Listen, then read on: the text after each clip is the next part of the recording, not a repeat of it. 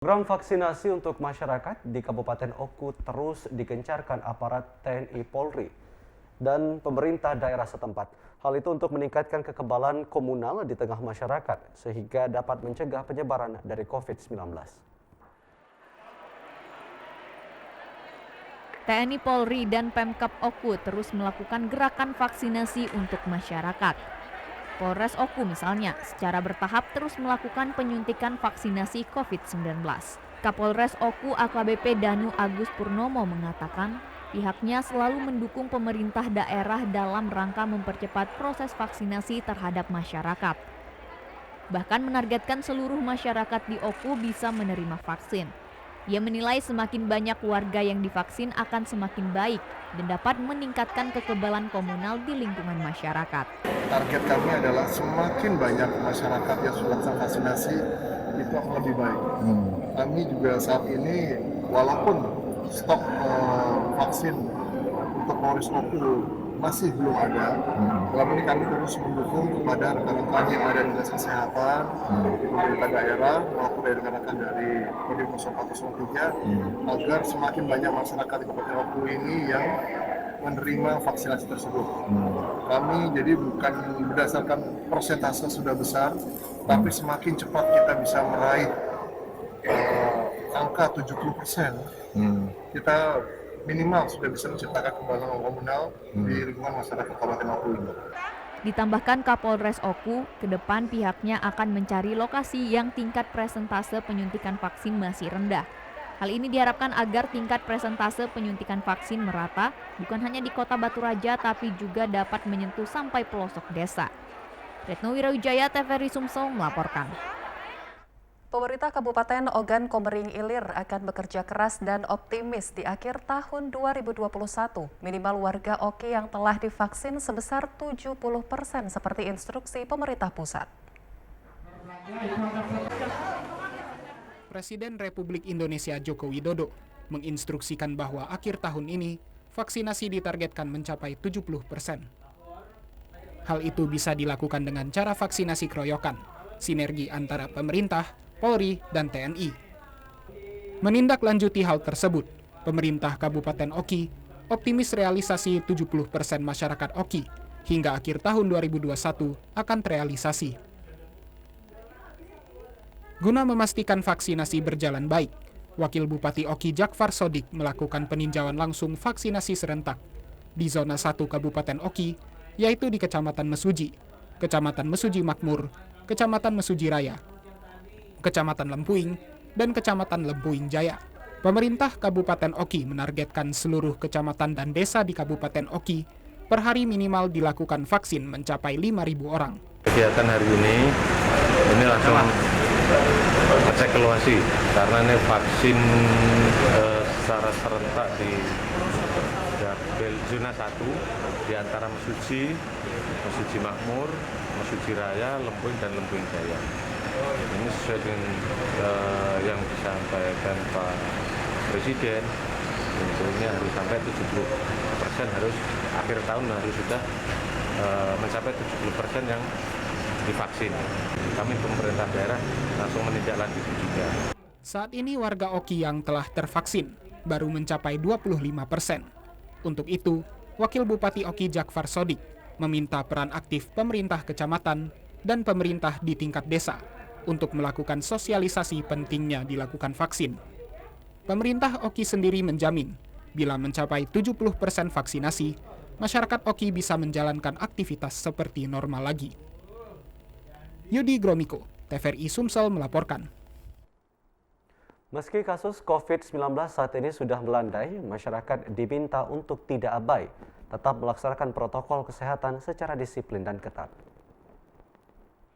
101, 102. Meski kasus COVID-19 terus menurun, masyarakat diminta untuk tetap meningkatkan kesadaran akan pentingnya menjaga protokol kesehatan. Melandainya kasus baru COVID-19 bukan berarti pandemi telah berakhir. Ketua ID Kota Palembang mengungkapkan kepatuhan masyarakat dalam penerapan protokol kesehatan adalah syarat untuk menekan penyebaran COVID-19.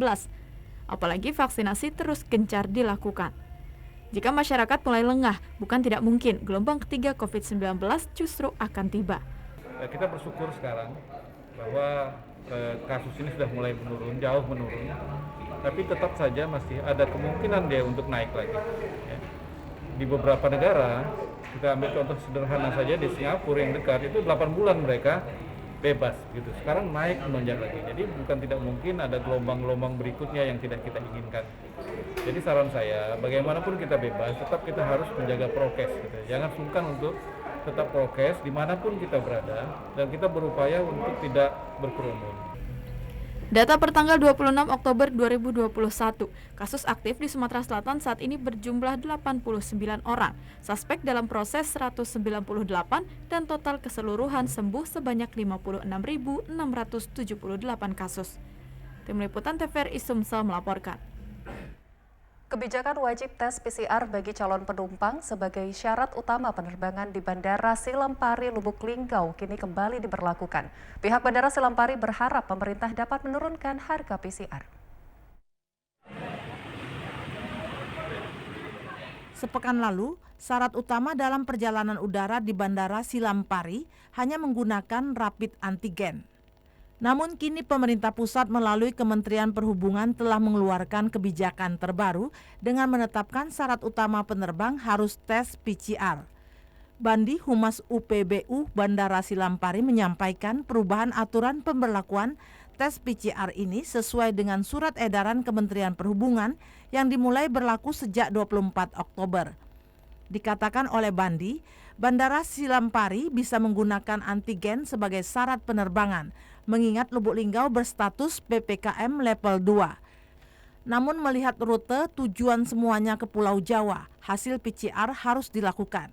Pihak Bandara Silampari berharap pemerintah pusat kembali mengkaji kebijakan ini, mengingat tes PCR sebagai syarat utama terbang cukup memberatkan penumpang. Tanggal 24 Oktober 2021, kita wajib memakai PCR lagi. Jadi dari dan ke Pulau Jawa wajib PCR, begitu juga dari dan ke luar Pulau Jawa tetap pakai PCR. Tentu sebenarnya kalau kita ngomong Linggau ini kan level 2 ya, karena tujuannya tetap ke Jawa, jadi harus tetap pakai PCR. Sementara itu untuk kondisi tren penumpang di Bandara Silampari sepekan terakhir mulai meningkat, baik untuk keberangkatan maupun kedatangan. Angka penumpang rata-rata di atas 60 hingga 70% dari jumlah tempat duduk yang tersedia. Peri Setiawan, TVRI Sumatera Selatan melaporkan. Capaian vaksinasi di Kelurahan 29 Ilir, Kecamatan Ilir Barat 2 sudah mencapai lebih dari 60%. Untuk mengejar target vaksinasi di wilayah Kota Palembang, dimulai dari tingkat perangkat pemerintah terkecil seperti di kelurahan sudah cukup gencar melakukan upaya jemput bola mensosialisasikan pentingnya vaksinasi. Seperti kegiatan hari ini, di Kelurahan 29 Ilir diselenggarakan giat vaksinasi yang digelar oleh Dokes Rumah Sakit Bayangkara.